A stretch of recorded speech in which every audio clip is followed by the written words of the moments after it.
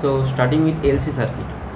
In LC circuit, the circuit is like this.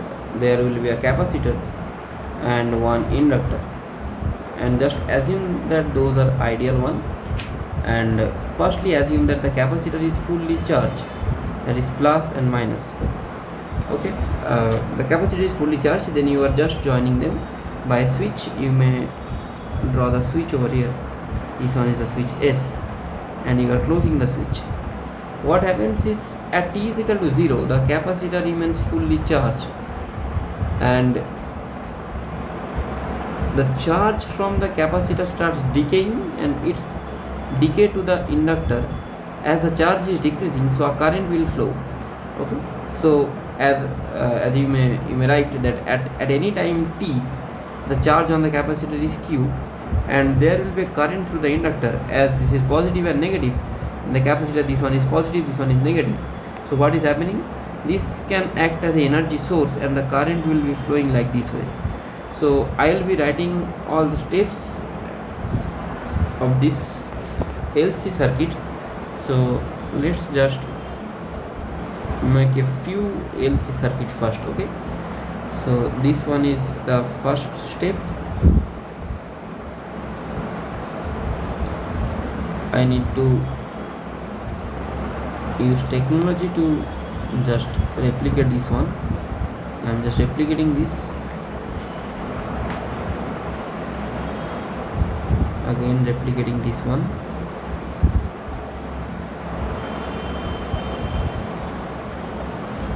And again this 4. I think this much will serve our purpose. So now look, let the charge in this is plus minus. Initially there was no current in the inductor. I should be equal to 0. As soon as the charge decreases, so current flows in this way, I, and the charge at this time you may write q minus q plus q. Initially plus capital Q and minus q. Okay, so after certain time, this is the process is going like this. After certain time, the charge will be 0 and the current will be I max. And if we continue to do so, now as the current is flowing in this way, so the positive charge on the capacitor will be storing over here, and the current value will be decreasing, I will be decreasing. And in the next way, this minus q charge and this plus q, you may see that this value will grow to the maximum value if there is no dissipation. I am assuming that there is no dissipation, no resistance. The resistance of the wire is 0, and this current I will be becoming 0.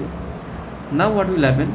Now this capacitor will be act as a battery or act as an energy source, and this plus charge will be moving from this way to this way. So the current will be increasing, but in the opposite sense, and the charge will be minus q and plus q, and then eventually the current will be maximum I max, and this one will be how much? Q and minus q, as you can see. And then the same process.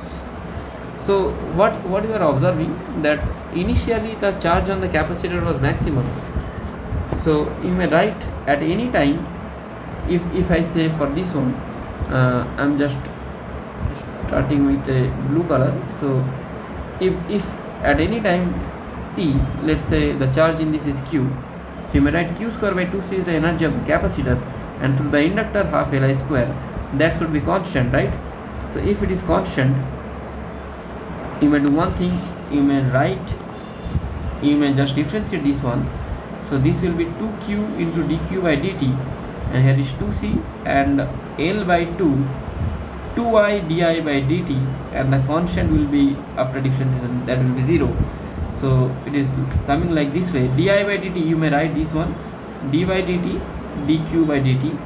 If you fully solve this all of the equation, you will get this like this way, okay? Minus q by L. You just need to cancel out all these things. So what you will be getting, this dq by dt will become I, this will become I, you may write this one is I, I cancel out, 2 cancel out, 2 cancel out, and you will be getting this one. So this is d2q by dt2 plus q by lc equal to 0. As you can observe, this is an equation of SHM. The SHM equation is like this: d2x dt2 plus omega square x is equal to 0. So you just compare this one. Omega is equal to what? Omega is equal to 1 by root over LC, right?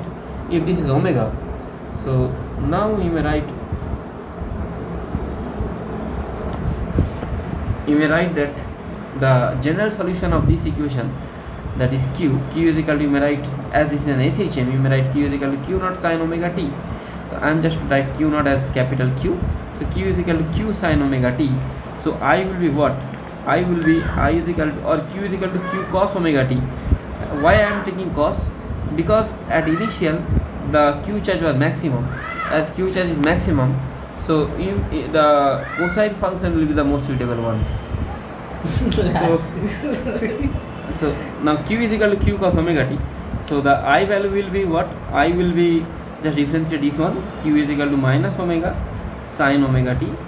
You can keep the minus sign, or you can just write simply I is equal to I naught sin omega t. So the value of the graph of q will come like this. This will be a cosine graph. Okay, so I'm just taking this one. So this will be a cosine graph. Okay, and this is the graph of q versus t, and the graph of I versus t, that will be a sine graph.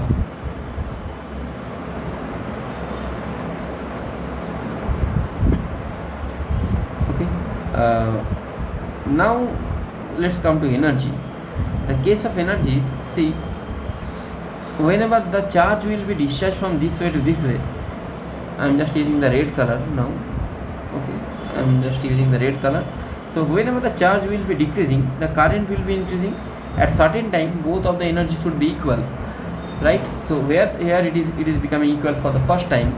Again it will be equal for the second time. Not at here. After fully discharging, whenever it will be charging, again it will be equal at this way and at this position, and again what will happen? This is becoming 0 whenever the current will increase and capacitor starts discharging. So the current will be equal, so the energy will be equal over here. And in the last case, so at fourth time the energy will be equal to each other. So if you draw the graph, you may see that, just a minute, you may see that the graph will come like this. Energy in the capacitor was initially higher, so the electrical energy was higher. I am just drawing the graph of this one, as the graph will be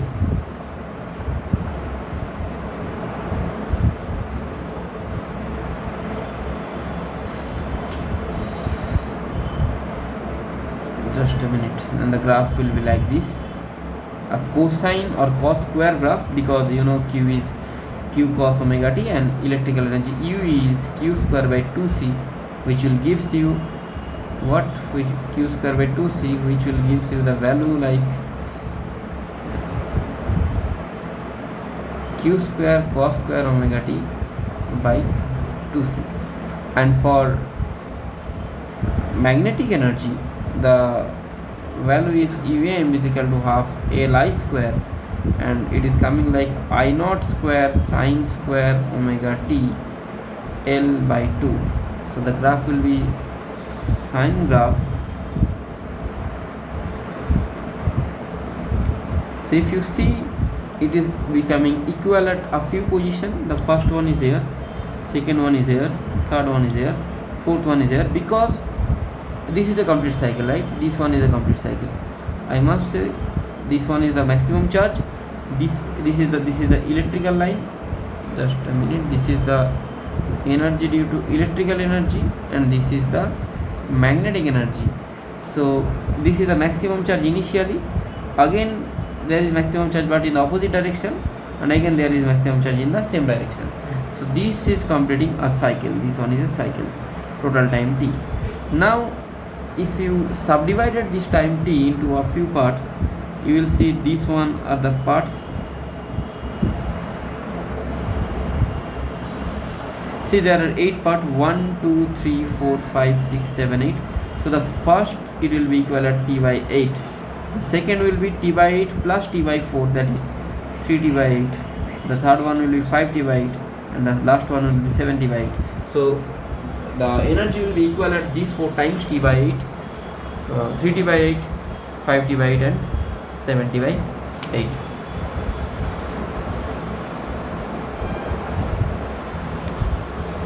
Okay, and one time period is t, you know that t is equal to 2 pi by omega.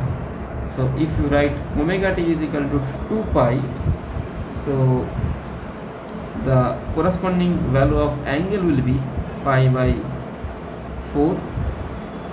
This one will be 3 pi by 4, 5 pi by 4 and 7 pi by 4. So this one was your LC oscillations topic, and the question will be doing in the next lecture. Thank you.